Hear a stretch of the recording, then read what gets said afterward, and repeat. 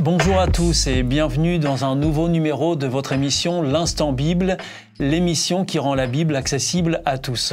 Aujourd'hui, nous allons plonger dans un sujet fascinant, celui de la lumière qui brille dans les ténèbres. Alors, de quelle lumière s'agit-il? De quelles ténèbres? Comment briller? Nous avons avec nous deux pasteurs pour nous guider dans cette exploration, dans cette réflexion. Ce sont les pasteurs Philippe Leduc, bonjour. Bonjour. Et Pascal Rodet, bonjour. Bonjour Stéphane, bonjour à tous. Alors, pasteur Philippe Leduc, je me tourne tout de suite vers vous. Qu'est-ce que la lumière et les ténèbres représentent dans le texte biblique? La lumière, c'est la vie. D'abord, c'est Dieu qui a créé la lumière, et on voit dans Genèse, au tout début de la Bible, Genèse 1, verset 4, Dieu dit que la lumière est une bonne chose. Il dit ça c'est bien, et il va séparer la lumière des ténèbres, ce qui fait qu'on a aujourd'hui le jour et la nuit. Donc la lumière est quelque chose de très positif. En général, on dit là où il y a de la lumière, il y a de la vie. Et pour qualifier la mort, on utilise plutôt les ténèbres, tout ce qui est sombre. Donc ça, c'est bibliquement parlant. Il y a, bon, bien sûr, c'est deux extrêmes, hein, le jour, la nuit. Lumière, nuit. Et si je prends un autre texte dans Jean 1, chapitre 1, Jean 1, verset 5, par exemple, je lis « La lumière brille dans la nuit, mais la nuit ne l'a pas reçue ». Et en effet, quand vous mettez de la lumière dans un endroit sombre, eh bien, le sombre n'est plus là. Donc la lumière, c'est la réponse à beaucoup de choses. Et on n'aime pas rester dans le noir en général. Hein. Notre réflexe, c'est de trouver tout de suite une source lumineuse pour se repérer, pour savoir où on est. Donc, on bénéficie de la lumière tous les jours. Hein. Et alors, est-ce que la lumière incarne une personne en particulier? Et est-ce que les ténèbres incarnent aussi une personne en particulier? Alors, oui, nous sommes appelés à être des lumières dans ce monde. Hein. Donc voilà, ça veut dire qu'apporter la lumière, c'est apporter du bien, c'est apporter, on dit, un éclairage particulier. Quand quelqu'un ouvre les yeux sur quelque chose, c'est quelqu'un qui peut enfin comprendre ce qui se passe. Hein. Donc en effet, la lumière est une notion très positive, et si on veut être bienveillant avec les autres, il faut leur apporter cette lumière-là. Et en ce qui concerne les ténèbres, Pascal Rodet? Alors, les ténèbres, en effet, c'est quelque chose qui est, comme le disait Philippe, tout ce qui est mal, etc. Donc, oui, il y a ce côté où le diable, Satan, est vu comme les ténèbres. D'ailleurs, on l'appelle le prince des ténèbres aussi. Le prince des ténèbres. Et faut admettre aussi que toute notre société est un peu sur cette dualité qui montre bien cela, parce que quand vous voulez faire un film qui soit un peu gore, plein de sang, avec plein de souffrance, on met nettement moins de lumière pour les images, et c'est toujours dans un coin sombre, c'est toujours dans quelque chose qui est dangereux. Et alors, comment est-ce que Satan s'y prend pour tromper les gens qui veulent justement se placer dans la lumière, ou qui veulent être eux-mêmes des lumières? Ça dépend des personnes, et j'ai envie de dire, Satan sait y faire depuis le nombre de décennies, de siècles qu'il est dans cette affaire. Tout au début, si je reprends par exemple Genèse au chapitre 3, on nous fait comprendre qu'il a commencé avec la ruse, un peu de vérité et beaucoup d'erreurs. C'est ce que vous nous racontiez lors de l'émission précédente. Voilà. On retrouve la même chose tout le temps, à tous les siècles. La seule différence, peut-être, c'est l'évolution qui est parfois beaucoup plus grand, beaucoup plus imposant. Il n'est pas rare maintenant de voir, comme on peut le voir dans les réseaux sociaux, ou comme on peut le voir dans les actualités, il y a des news, des fake news. C'est un peu de vérité et beaucoup d'erreurs. Mais on ne peut jamais faire que des mensonges. C'est pas possible. Sinon, c'est pas du tout crédible. C'est plus subtil que ça. C'est plus subtil que ça. Et du coup, on se retrouve un peu entre un peu de jour, beaucoup de nuit, sur une couleur qui est quand même attractive. Et ça, c'est la ruse de Satan, où en effet, nous avons besoin de faire attention. Alors, pasteur Philippe Leduc, l'Église primitive a été elle-même confrontée à l'infiltration de l'erreur. C'est aussi comme ça qu'on pourrait définir ces ténèbres. Est-ce que vous pouvez nous dire comment elle a fait avec ça? Et peut-être aussi nous rappeler qu'est-ce que c'est que l'Église primitive, d'ailleurs? C'est la toute première Église primitive, la première, hein, celle qui a donné naissance à toutes les autres églises qu'on a actuellement. Je parle d'Église chrétienne. On a ce texte de Paul qui nous décrit ce qu'elle était, cette Église, et les difficultés qu'elle avait, notamment avec justement les personnes qui introduisaient des erreurs dans les églises. Et on a même une image qui est très, très parlante aujourd'hui. Je lis dans Actes chapitre 20, à partir du verset 29, c'est Paul qui écrit en disant « Après mon départ, je le sais, des gens pareils à des bêtes féroces viendront parmi vous et feront du mal aux troupeaux. Et même parmi vous, certains se mettront à dire des mensonges et ils entraîneront les disciples derrière eux. » Et il va donc les exhorter en disant « Restez donc éveillés, parce que c'est subtil, c'est rusé, mais comme Pascal a dit, il suffit d'un petit peu d'erreur, même s'il y a beaucoup de vérité, il suffit d'un petit peu d'erreur pour que ça soit un mensonge. Hein. On dit que des demi-vérités, c'est pas des vérités, c'est des mensonges.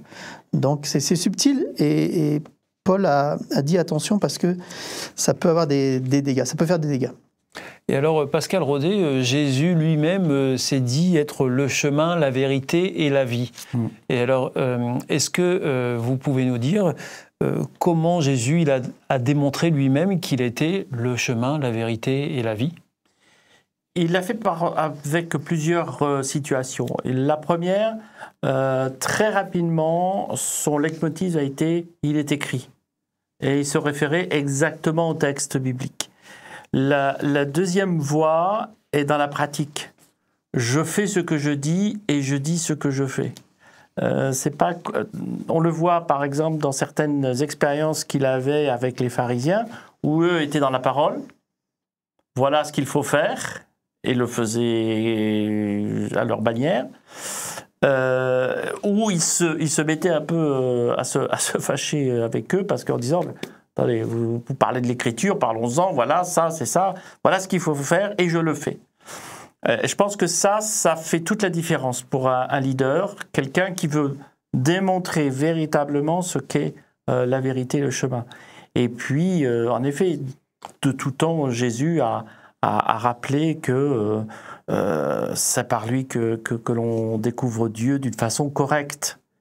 C'est par ses actes, c'est par ses paroles, c'est parce qu'il va faire que l'on découvre le vrai Dieu dans sa bonne image. Et donc c'était pour prendre le contre-pied justement de l'autre versant qui pouvait être plus le mensonge. Et donc pour faire la différence entre les deux, Jésus s'est déclaré plutôt étant la vérité. Qu'est-ce que c'est au juste la vérité, pasteur Philippe Leduc? C'est ce qui nous permet de discerner les choses. En fait, si on n'a pas de règles du jeu, on ne peut pas savoir quand on est hors jeu. Il faut qu'on ait des règles. Donc la vérité sont les règles qui sont là. Et si certains modifient ces règles-là, ça va avoir des conséquences. Et donc Jésus incarne cette vérité-là. Et elle nous dit, voilà, si vous tenez ferme cette vérité, alors ça vous permettra de voir plus clair dans la vie, comme on disait tout à l'heure, la lumière, la fameuse lumière. Et alors, comment est-ce qu'on peut imaginer que cette vérité, qu'on retrouve aussi dans la parole de Dieu qu'on décrit comme étant la Bible, comment est-ce que cette vérité de la parole de Dieu peut nous protéger concrètement dans la vie de tous les jours contre les tromperies du malin, de Satan dont on parle? Alors je citais Paul tout à l'heure, c'est encore Paul qui va trouver une image. Paul est un apôtre, hein? Oui, et puis il a surtout été à l'initiative de beaucoup d'églises Et donc là, c'est dans une lettre qu'il envoie aux églises en disant il va falloir lutter contre les imposteurs. Et pour cela, vous allez vous armer d'une armure, l'armure du chrétien. Et il va citer la vérité parmi tous les éléments de l'armure.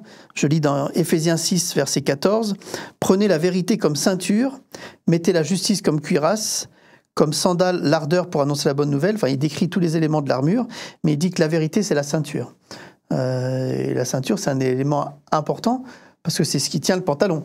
Et donc, si vous n'arriverez pas à marcher correctement, si vous n'avez pas une ceinture bien attachée. Cette vérité-là, elle est vraiment centrale, et elle nous permet d'avancer. Donc c'est très important, et ça fait partie des armes du croyant pour lutter contre cette guerre spirituelle dont on parle depuis maintenant plusieurs émissions. Et alors, Pasteur Pascal Rodet, quel est l'intérêt aujourd'hui de rester fidèle justement à cette vérité pour lutter contre les maux quotidiens? L'intérêt est capital. Alors, pas uniquement aujourd'hui, mais elle a toujours été de tout temps. Vous voulez dire que ça a été vrai avant et que ça continue de l'être aujourd'hui? Voilà, on se retrouve dans plusieurs textes bibliques avec cet élément-là. Enseigne les bonnes choses à tes enfants, construis-toi sur quelque chose de solide. C'est un peu ce que le proverbe, ce qu'on retrouve aussi dans les proverbes, proverbe au chapitre 3, où l'auteur nous rappelle ceci: « Mon enfant, n'oublie pas mon enseignement, garde mes commandements dans ton cœur. Si tu les gardes, tu vivras plus longtemps et tu seras heureux. Sois toujours bon et fidèle. Attache ces qualités à ton cou, écris-les sur ton cœur. Alors Dieu et les hommes t'aimeront et tu réussiras. » Il y a cet appel véritablement déjà aussi à cette époque, et on pourrait prendre d'autres textes avant les proverbes, où la vie, si elle veut être vécue avec foi, avec vérité, avec sagesse, avec respect, avec bienveillance, il y a besoin de véritablement asseoir ces principes sur des valeurs que Dieu a données, sur des valeurs humaines, sur des valeurs de respect. Et ça, c'est très important dans cette relation que je peux avoir avec les autres. Pasteur Philippe Leduc, quelque chose à dire pour compléter? Oui, la vérité, c'est aussi l'honnêteté, hein, c'est-à-dire être droit, être juste, la valeur de la parole donnée. Quand je dis quelque chose, ça devrait avoir du sens. Et les personnes en face, c'est ce qu'on appelle la confiance. Hein. Quand on dit des mensonges, l'autre, à un moment donné, ne va plus prendre foi de ce que vous dites. Il va dire, bon, il parle, mais si ça se trouve, il va faire l'inverse. Donc la vérité, c'est l'honnêteté aussi, la manière de... Et c'est ce qui permet à une société aussi d'avancer. Hein. Sans cette confiance qu'on a les uns avec les autres, on n'avance pas. Alors nous avons évoqué comment la lumière de l'amour et de la vérité de Christ disperse les ténèbres. Nous espérons que cette discussion vous aidera à mieux comprendre comment vous situer au quotidien. Et n'oubliez pas, nous vous offrons une Bible gratuitement. Si vous la souhaitez, il suffit simplement de nous la demander aux coordonnées que nous allons vous mentionner juste à la fin de cette émission. Rejoignez-nous la semaine prochaine pour un nouvel épisode de l'Instant Bible. Merci beaucoup au pasteur Pascal Rodet et Philippe Leduc de nous avoir rejoints pour aujourd'hui. À bientôt. Merci. À bientôt. Au revoir. Au revoir. Au revoir.